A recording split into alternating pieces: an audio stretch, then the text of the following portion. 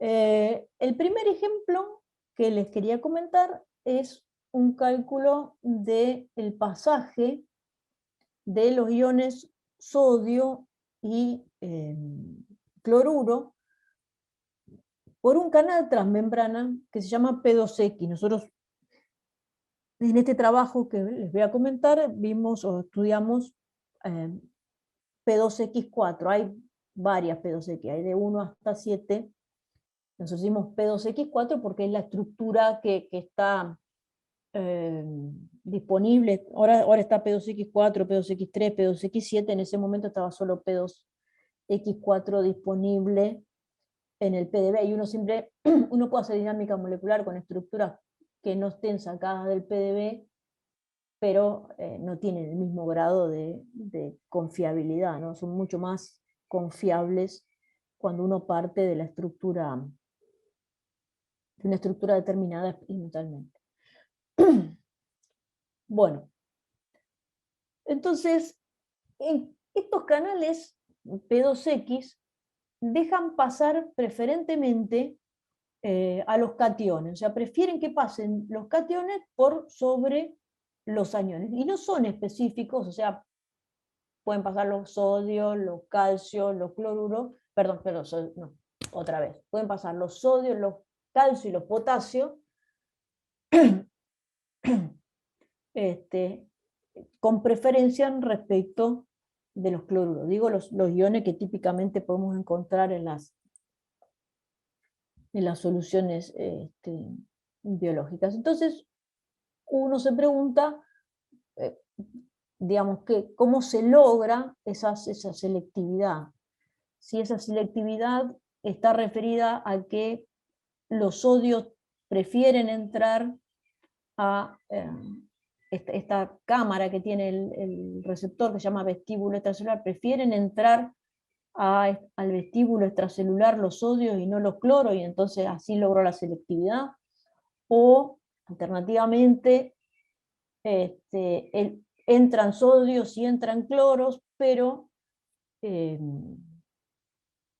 cuando tienen que pasar por el canal, digamos, el poro, tiene una parte muy angostita, y esa parte angostita, por razones, no sé, electrostáticas o lo que fuere, prefieren que pasen los sodios y no los cloros.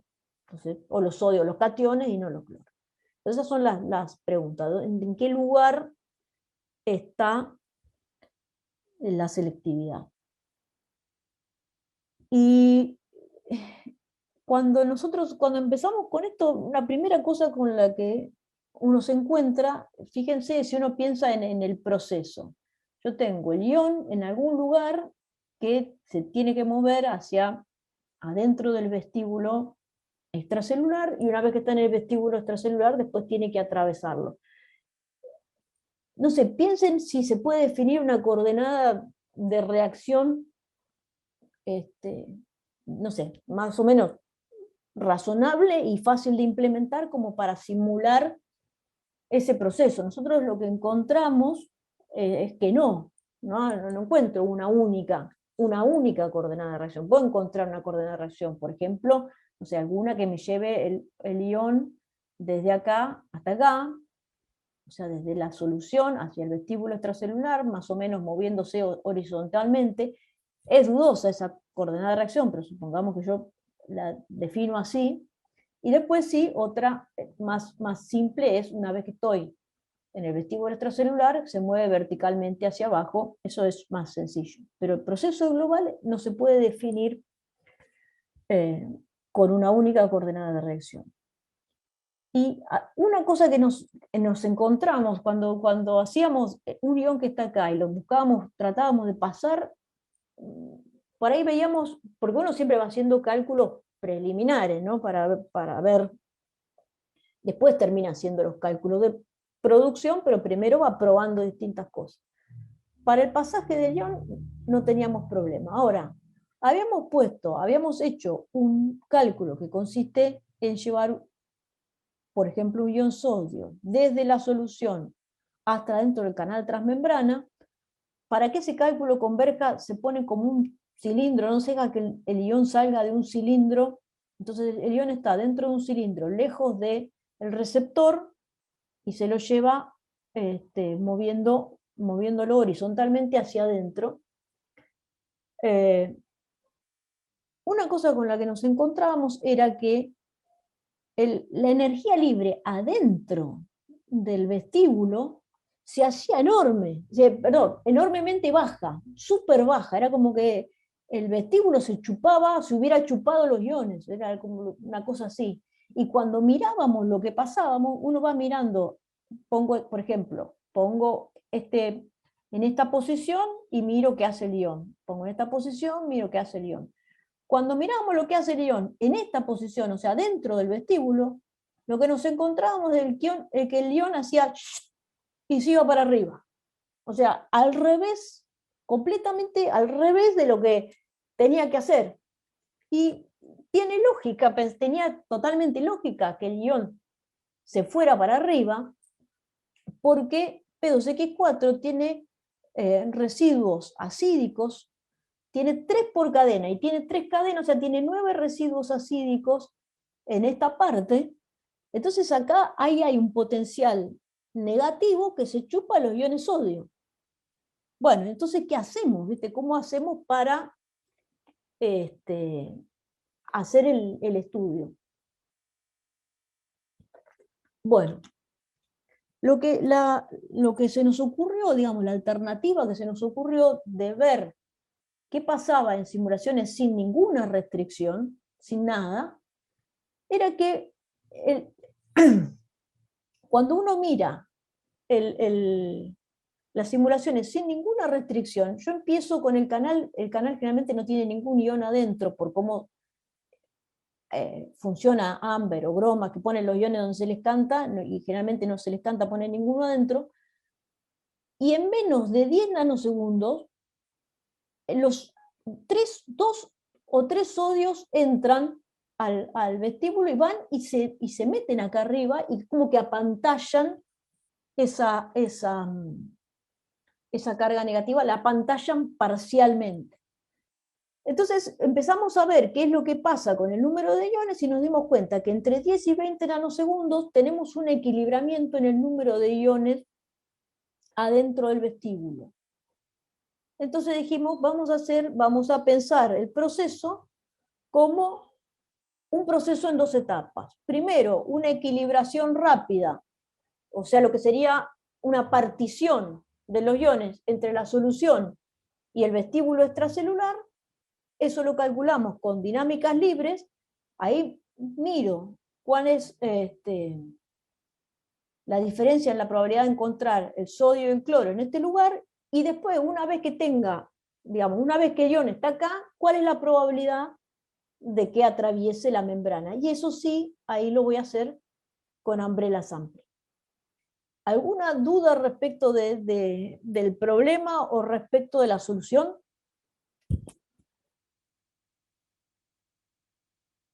¿No? ¿Janet? Ustedes entonces encontraron que los cloruros entraban hasta el vestíbulo, digamos. Después, sí, encontramos que entraron el cloruro y sí, el cloruro de sodio. O sea, lo que ocurre cuando vos empezás la simulación de una situación de no equilibrio, ¿no es cierto? Donde los iones los puso así, donde le pareció que más o menos convenía ponerlo electrostáticamente, pero después cuando vos le das energía, digamos, le das una cierta temperatura, eso se empieza a mover y, qué sé yo, y van buscando una situación de equilibrio. De equilibrio no quiere decir, o sea, de equilibrio dinámico, ¿no es cierto? Se está todo moviendo y qué sé yo. Pero una cosa que pasa es que vos tenés 3 iones sodios que se vienen acá arriba, y esos son como que casi quedan, ¿cómo es que se dice? Como coordinados, o sea, es un sitio de coordinación, no es un sitio que entran y salen.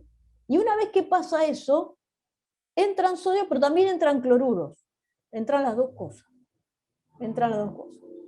Entonces, lo que hicimos nosotros es, primero, determinamos cuál es la probabilidad de que esté por encima de la apertura del poro, y eso lo hicimos con dinámicas libres, Y después usamos umbrella sampling para ver la probabilidad de que atraviese el poro, o sea que venga de esto que se llama el vestíbulo extracelular a la parte citoplasmática. ¿Sí? ¿Me Sí, expliqué? gracias. Sí, sí. Ah, bien. Bueno. Entonces, esto es lo que hicimos. Hicimos dinámica molecular estándar para calcular el particionamiento de los iones entre la solución y el vestíbulo. La dinámica molecular estándar también permite calcular el PMF a lo largo del poro, pero solo una parte. Ahora les voy a mostrar por qué. Bueno, un poco les había adelantado, creo, ya la semana pasada.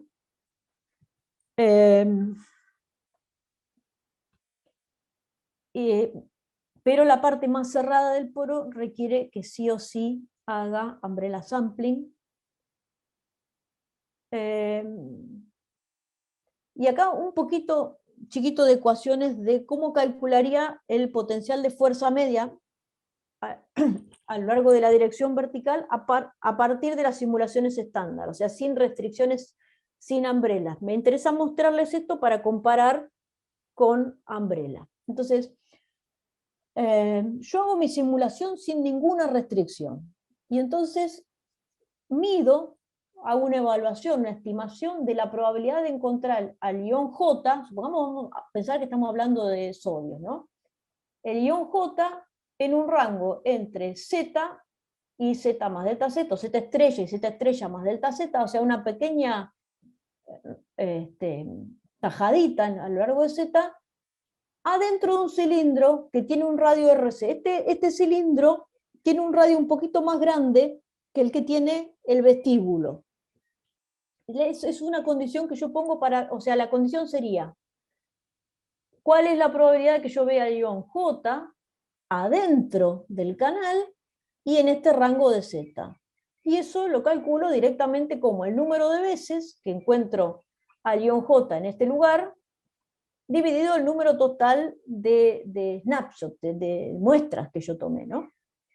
Como a mí, en realidad, me importa cualquier ion sodio, no el ion J en particular, entonces sumo estas probabilidades de cada ion particular para todos los iones sodio y lo divido por el número total de iones sodio. Y entonces me da esa probabilidad que es la probabilidad de encontrar cualquier ion sodio en ese lugar.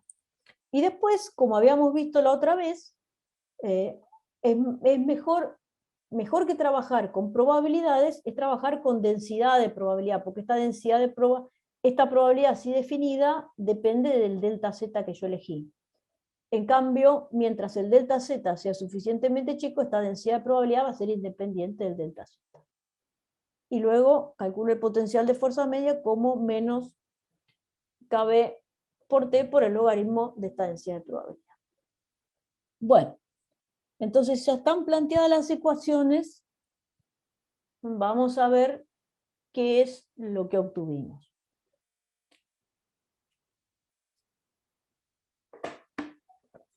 Bueno, fíjense, en el primer gráfico que está mostrado acá, está la densidad de probabilidad calculado con dinámica molecular estándar. Y acá tienen esto que está mostrado en rosado, es más o menos, todo es aproximado, ¿no? Pero es más o menos lo que está por encima de la membrana, en amarillo está la membrana, y acá un cachito en celeste es lo que sería la parte intracelular. Entonces estas son las distribuciones de probabilidad. Acá en estos valores negativos de la coordenada de reacción tengo estos picos muy grandes correspondientes al sodio, que tienen que ver con esos sodios que yo les dije que entraban al principio de la simulación y se quedaban para siempre ahí. Ojo, cuando estas distribuciones de probabilidad están calculadas una vez que ya se equilibró, ¿no es cierto? O sea, yo dejo que se equilibre y una vez que se equilibró empiezo a calcular estas distribuciones de probabilidad. Entonces, integrando el área bajo esta curva, yo puedo calcular que acá hay 3 iones sodio. Ese 3 es, no me acuerdo si es 2,99 o 3,02, pero eso es un número muy cercano a 3, que son los iones sodio que están siempre metidos ahí. Y estos iones sodio no son los que van a pasar a través de la membrana, sino que se van a quedar siempre ahí. Después, acá lo que se ve son una distribución de probabilidad justo encima. Fíjense que acá empieza el poro, o sea, acá empieza la parte transmembrana. Entonces, estos son los sodios, esta es la distribución de sodio que es relevante. Esta es la del sodio y esta es la del cloruro. Y para hacer una estimación de cuál es la diferencia en la probabilidad de encontrar el catión o el anión, lo que hacemos es integramos el área bajo esta curva, esto nos da un sodio, mientras que esta curva azul me da 0,33 cloro. Tengo más o menos el triple de probabilidad de encontrar al sodio que de encontrar al cloruro. Y como la solución, digamos, la solución afuera del receptor es la misma concentración, entonces la probabilidad afuera es la misma para cloro y para sodio. Entonces esto me muestra la preferencia del vestíbulo extracelular por el sodio. ¿Alguna duda con esta primera distribución?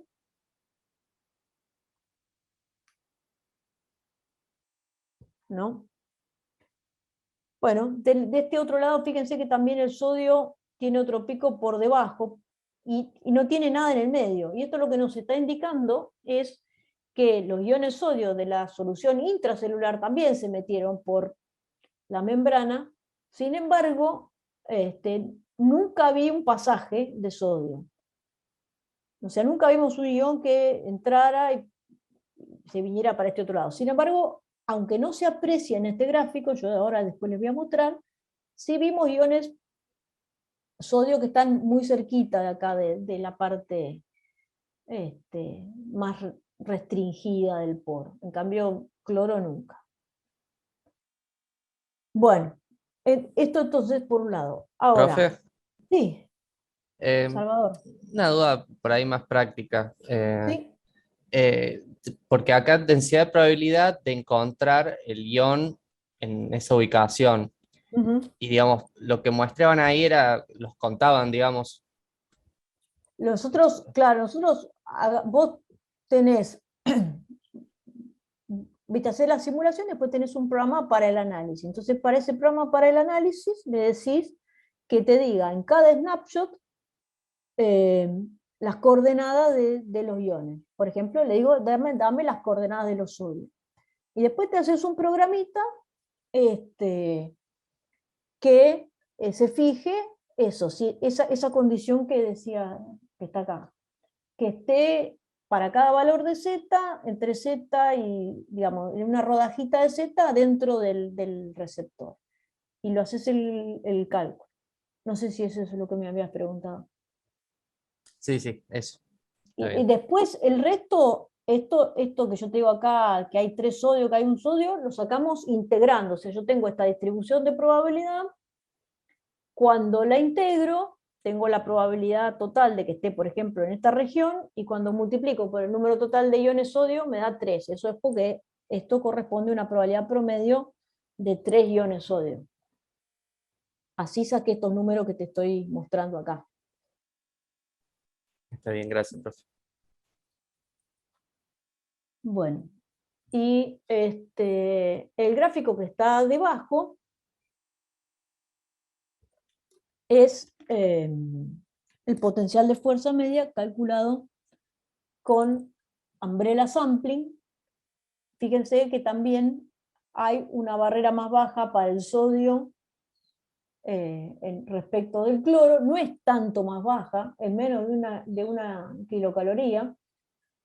Y si uno tiene en cuenta el error, que después les voy a contar cómo calculamos incerteza en esta que está acá, en cada una de las curvas, si uno tiene en cuenta la incerteza, entonces eso lo que me está mostrando es que la probabilidad de que un sodio que está en el vestíbulo extracelular atraviese el poro y pase a la solución intracelular es entre 1,4 y 6,3 veces mayor que la de un cloro. Entonces, si yo quiero analizar las probabilidades conjuntas, voy a tener que multiplicar la mayor probabilidad de que ingrese a la parte extracelular por la mayor probabilidad de que atraviese el poro. O sea, tengo que multiplicar estos números por 3, que es lo que había obtenido, y más o menos experimentalmente se encuentra que eso está dentro del rango experimental, con todo el error que tiene, ¿no es cierto? Nada de eso es perfecto. Bueno, algunos detalles numéricos que les quería mostrar, sobre todo para después contrastar con el otro ejemplo, que es un ejemplo de umbrella sampling para una reacción química, en donde van a ver que los parámetros son completamente distintos. Primero, fíjense, la coordenada de reacción se mostró en un rango amplio, ¿no? 48 angstrom. Usamos 68 ventanas, en todas las ventanas, 68 ventanas equidistantes, ¿no? Como hablábamos recién con Viviane. La constante del sesgo fue de 7 kilocalorías por mol, y en cada ventana hicimos 10 nanosegundos, de los cuales solo se usan 8 nanosegundos, son los 8 últimos nanosegundos. ¿Por qué se hace esto? Porque cuando yo hago umbrella en una ventana, cuando termino esa simulación, corro el centro del sesgo, y con la estructura que terminé la simulación I, empiezo la simulación I más 1. Como cambié el potencial de sesgo, lo que va a hacer es tiene como un tirón que lo lleva desde el centro de la ventana I al centro de la ventana I más 1. Tiene un tirón. Eso es un tirón, es algo que me desequilibra el sistema. Entonces, se deja siempre un primer tiempo de la nueva simulación. Por ejemplo, en este caso, los primeros 2 nanosegundos lo consideramos como que eso lo dejo para que se equilibre. ¿Sí? ¿Se entendió eso que expliqué? O sea, empiezo una nueva simulación con la última estructura de la ventana anterior. Y eso no está en equilibrio, no va a estar en equilibrio, entonces les dejo un tiempo para que se equilibre. Y uso para mis cálculos lo que queda. Y otra cosa que se hace cuando uno analiza el pasaje de iones a través de un poro es, se usan condiciones que llaman de single ion. Si ustedes miran, incluso en las dinámicas libres, yo les conté que veíamos, por ejemplo, el sodio accediendo a partes de la región transmembrana. Ahora, generalmente cuando entra un sodio, lo que uno ve es que entra un sodio y no hay otro, pues esas partes que son muy restringidas es poco probable que vaya el ion, y entonces menos probable es que vayan 2 iones. Ahora, cuando yo hago el umbrella, yo me quiero garantizar que mi cálculo de umbrella sea reproducible, y una cosa que podría resultar en un cálculo no reproducible es que, por ejemplo, si yo hago mi simulación entre un ion solo, y va, no sé, Viviane hace su simulación y se le pegó, o venía un cloro cerca del sodio, y se empieza a hacer el cálculo llevándose un cloro. Entonces, para eso se aplican lo que se llaman condiciones de single ion. Cuando yo estoy con el ion dentro de la membrana, le aplico primero me fijo que al principio no haya ningún otro ion cerca.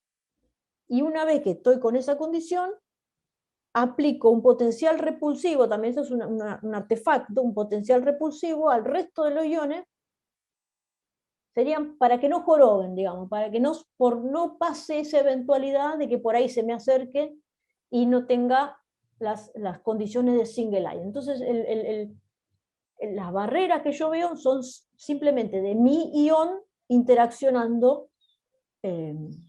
con el poro. Por lo menos esto se puede hacer en en estos poros donde pasa de a un ion, ¿no? Hay otros casos que son más complicados, pero en estos, cuando pasa de a un ion, se usan las condiciones del single ion. Bueno. Y por último, lo que les quería mostrar, que ya algo les había anticipado la clase pasada, es cómo se comparan los potenciales de fuerza media calculados con umbrella sampling con los calculados a partir de dinámicas libres. Y acá está lo que me decía Janet hoy, ¿no? Con las dinámicas libres, haciendo la distribución de probabilidad del sodio, a pesar de que en esta curva parece que la curva del sodio la probabilidad sea cero, no es cero. Parece cero en esa escala que está en ese gráfico, pero no es cero, y por eso cuando le aplico el menos logaritmo, obtengo la curva roja. Entonces ustedes pueden ver que la curva roja no coincide con la curva obtenida por umbrella sampling, que es la que nosotros creemos que es más correcta, debería serlo, pero coincide en la parte extracelular y coincide en una parte ya del lado intracelular, pero no funciona bien cerca del máximo. Ahora, en este caso no funciona bien, pero bueno, es una falla, pero no es catastrófico. El problema resulta realmente catastrófico cuando vamos al cloro, porque sí, ahí ocurre que el cloro no lo veo en ninguna de las dinámicas libres en este rango que va entre 10 y 40. Entonces, si no es con el umbrella sampling, no lo puedo traer para acá. Y simplemente un comentario, cuando uno calcula las probabilidades sin sesgo con el WAM, esas probabilidades están normalizadas de manera tal que cuando yo cubro todo el rango de la coordenada de reacción, suman 1. Cuando yo hago el cálculo de las probabilidades, como yo les comentaba recién, mi probabilidad no suma 1, ni siquiera para todo el rango, sino que suman 1 si yo considerara un cilindro de un radio muy grande para contar a todos los iones. Entonces, o sea, yo tengo originalmente dos curvas que tienen diferente condición de normalización. O sea, tengo una cosa como la que está acá. Una de las probabilidades está con una cierta condición de normalización y la otra es, digamos, tengo que usar una condición de normalización distinta. Difieren, eso quiere decir que las dos distribuciones de probabilidad difieren por un factor. Cuando yo hago cálculos de energía libre, dos probabilidades que difieren por un factor, en los cálculos de energía libre difieren en una constante aditiva, porque aplico la propiedad de los logaritmos y me queda el logaritmo de menos kb por t por el logaritmo de C1, es esa constante C2. Entonces difieren en una constante aditiva. Entonces eso quiere decir que cuando yo hago estas curvas, las obtengo desplazadas, no obtengo algo tan lindo como se ve acá. Lo que tengo que hacer después es un fitting, o sea, optimizo el valor de esta constante aditiva para que difiera lo menos posible, por ejemplo, en esta región y en esta región, o para que difiera lo menos posible en esta región y esta región. Todo es por la misma constante, o sea, es una sola constante que me mueve una curva respecto de la otra. Digo, esto es un truquito porque si algún día se les ocurre hacer y les da una curva 10 kilocalorías por arriba de otra, es porque tiene una constante, un criterio de normalización distinto. Eso hace que las probabilidades difieran en un factor, y eso hace que las energías libres, o sea, los PMF, difieran en una constante. Y se arregla así, no es algo grave, pero como todo, hay que saber qué es lo que está pasando. ¿Alguna duda o pregunta?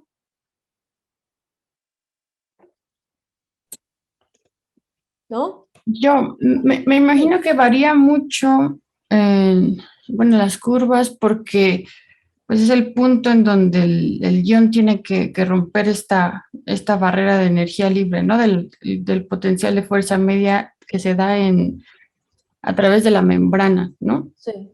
Entonces no sería tan grave como mencionas que no concuerden o que se vuelva un poquito caótico los valores en ese punto, porque pues es en realidad lo que está pasando, ¿no?